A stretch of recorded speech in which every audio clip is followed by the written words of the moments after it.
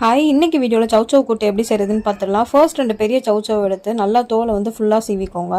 நாங்கள் 4 பேத்துக்கு எங்களுக்கு 2 வந்து கரெக்டாக இருந்துச்சு. அதுக்கப்புறம் அதெல்லாம் குட்டி குட்டி ஸ்லைசஸாக வந்து கட் பண்ணிக்கோங்க. ஒரு குக்கரில் கொஞ்சமாக எண்ணெய் ஊற்றிட்டு சவுச்சவை உள்ளே போட்டதுக்கப்புறம் தேவையான அளவு தண்ணி ஊற்றிக்கோங்க. அதிகமாக ஊற்ற வேணாம், ஏற்கனவே தண்ணி காய்னால கொஞ்சம் இதில் வெந்துடும். இப்போ கொஞ்சமாக தேவையான அளவு உப்பு போட்டுட்டு ஒரே ஒரு ஸ்பூன் ஜீரகம் வந்து போட்டு கொஞ்சமாக மஞ்சத்தூள் போட்டு குக்கரை க்ளோஸ் பண்ணி 6 விசில் வந்து விட்டுருங்க.